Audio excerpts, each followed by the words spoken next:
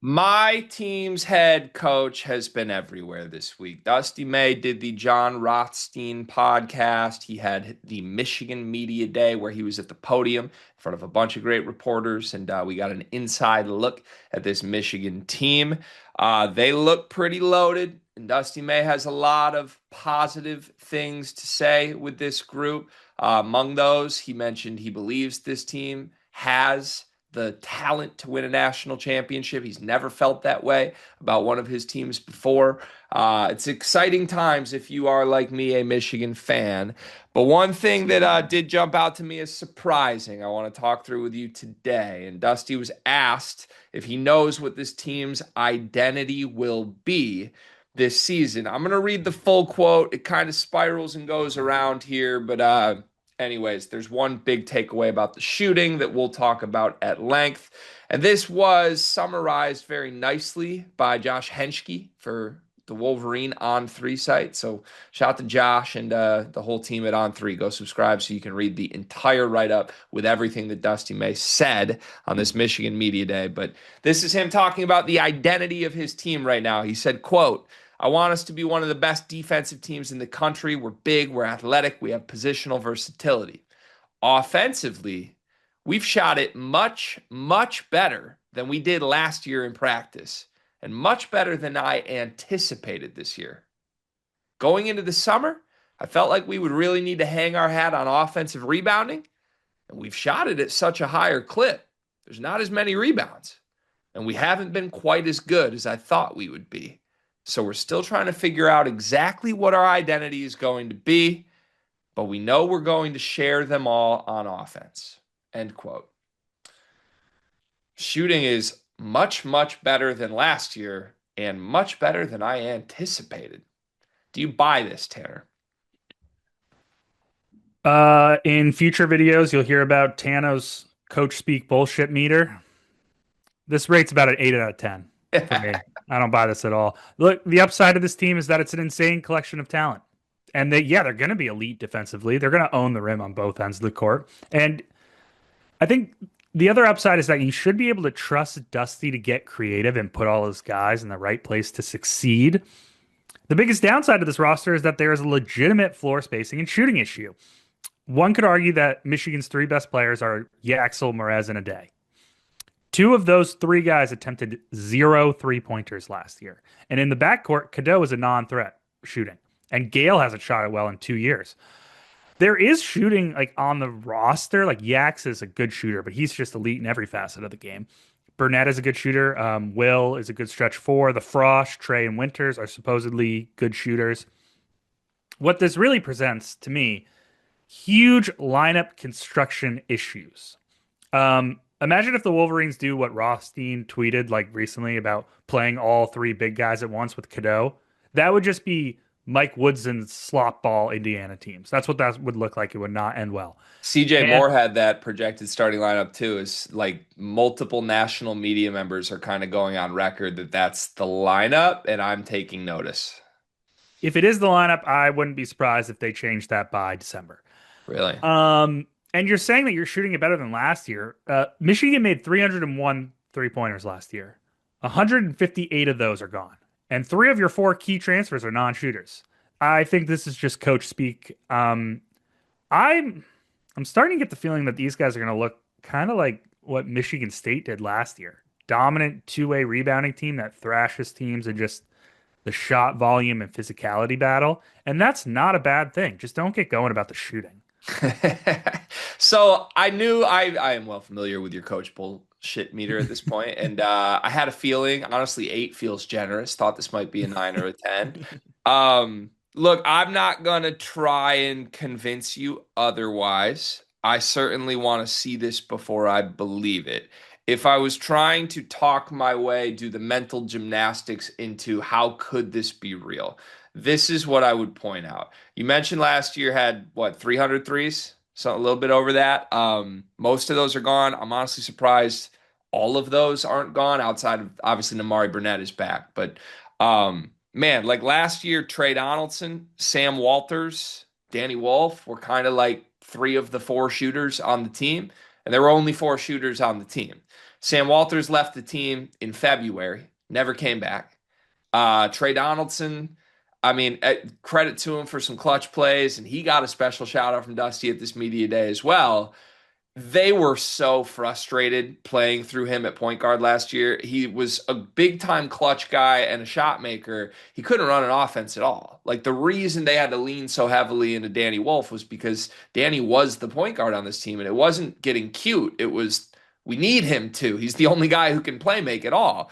So when you add all that together, like Donaldson's shot wasn't even really being utilized at the end of last year because Dusty didn't want to play him. Walters was off the team.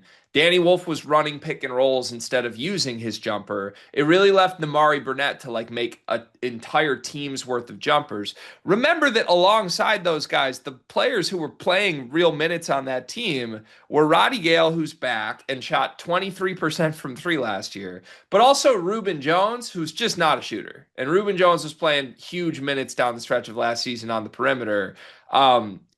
You mentioned like Michigan State could be the path for this team. I would love that. If so, I agree with you philosophically. Like beating teams up on the boards, being an elite defense are probably what this team should try and do. And I think Dusty agrees with that for what it's worth. And when he answers this question, like, what's your identity?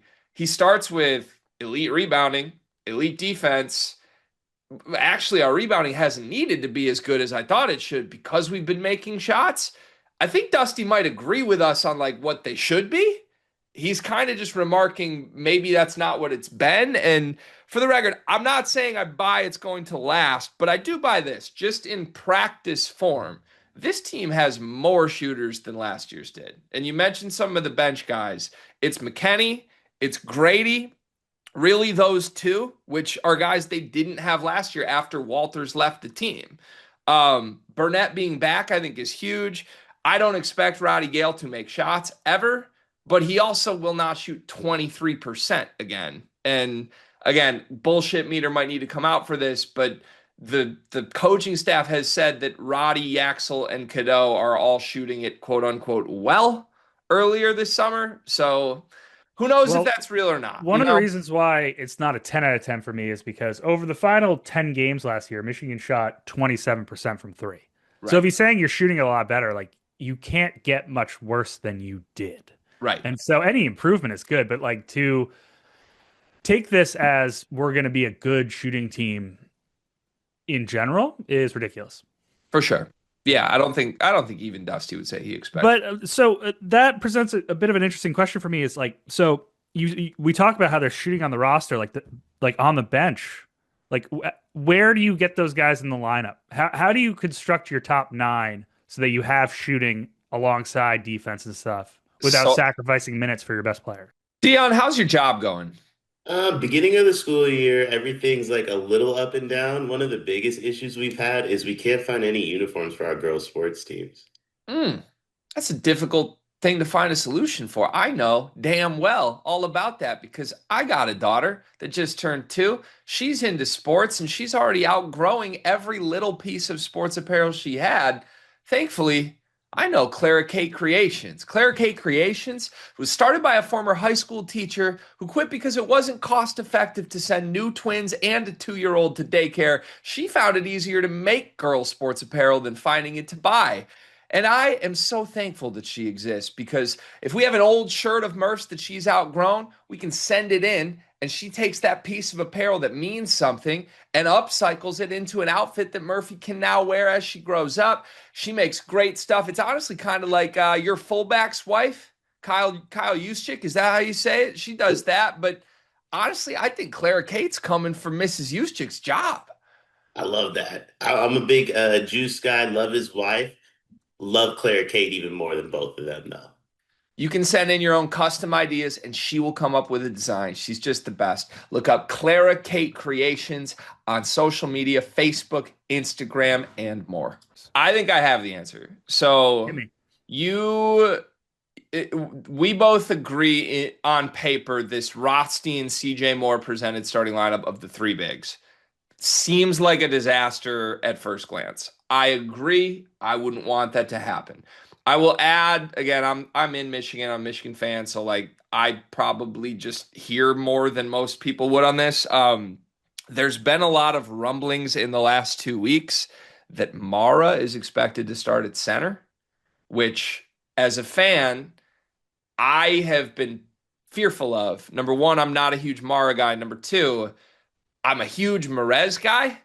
And the nature of how Merez left Illinois, where he was on the bench to come to Michigan, like if he's on the bench behind Yaxel and Mara, I don't think that goes well. I think that hangs over this team mentally and emotionally all year. And then I think he probably leaves next year. I don't want to go through any of that. I just want to start Merez Johnson and go from there.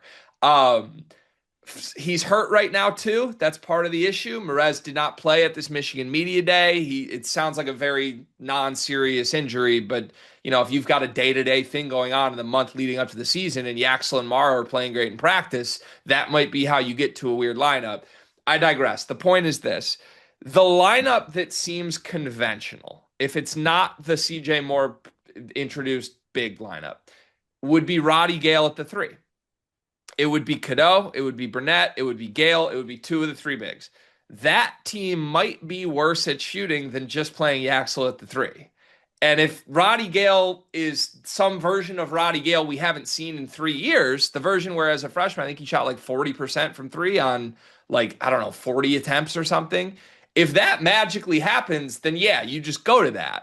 But if Roddy Gale is the same guy he was in March last year, which, by the way, he had 2 brilliant performances in the tournament, didn't have anything to do with making threes. He just kind of got his mojo back elsewhere. If you can get that Roddy, you could use him in very unique ways on this team that might, I don't know, not have anything to do with shooting and maybe use Yaxel more as a floor spacer, as crazy as it sounds. So, look, Cadeau's the problem here. If you just had a point guard that was a more reliable perimeter shooter, you could do a lot of really creative, cute things. But if you're trying to play Cadeau with 3 bigs or with Roddy Gale at the 3, that seems like a disaster. So, this is my pitch on how to fix it, and I haven't heard anyone get there yet publicly. You do play the 3 bigs, but you play Yaxel at point.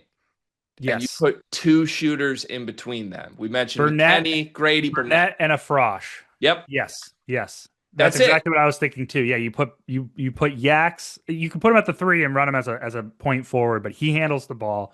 You got 2 shooters and the 2 bigs, and then in the second unit you do like a Cadeau, Roddy, Will.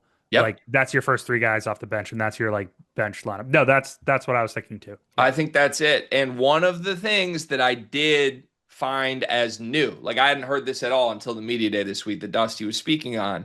Apparently, Roddy Gale's been working most of his time at point guard, which to me, I don't know how to feel about it, but to me, it signals 2 things.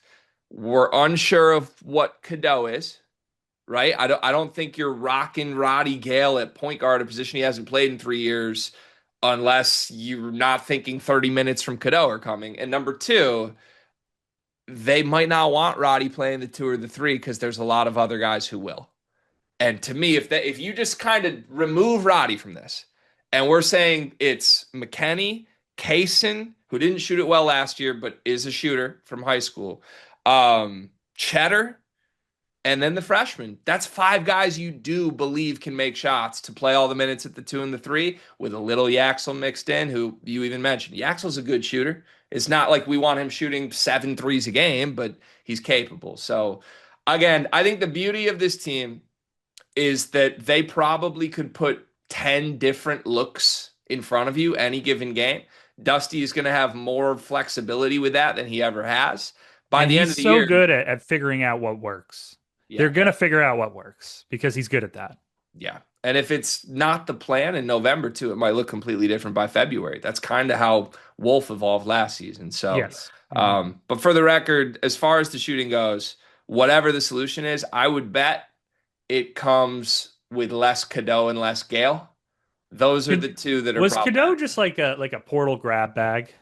Like these coaches just like I'm trying to think of like USC's roster last year was just a grab bag of guys. Was that like a Dusty May? Like I just grabbed this guy without thinking. I could totally see it being interpreted as that. I actually don't think so at all. And maybe this is maize and blue colored glasses for me, but Trotter did a really, really good job of I think he had 4 portal reclamation projects worth looking at this week in an article. And Cadeau was one of them. And he's sort of profiled it really, really well. by the end of last season, Dusty May was so fed up with Trey Donaldson. Like I went to a couple of these games in person. He was visibly disgusted with that at point guard. He was trying to play Justin Pippen at point guard a little bit at the end of last year. Like it was just totally gone. And I think the number one frustration point was just getting into the paint and having no ability to kick out. He just wanted a paint touch guard that is a true facilitator. And at minimum, the roster needs that. Whether or not we use it, we've got to have one of those guys. And Cadeau is that. And And Cadeau he's is really that. good at that. He's really good at that. It's just he's best when you surround him with shooters that he can spray to. Right. So I don't know. The weird thing with Cadeau, Mara and Cadeau are not my guys. I'm well documented thinking there's huge issues with both those guys. I'm not sure those are going to get ironed out. I don't really believe in them. A Michigan version of this team that really doesn't feature either of them is a version I'm really interested in. But Because um, Yaxel's your guy.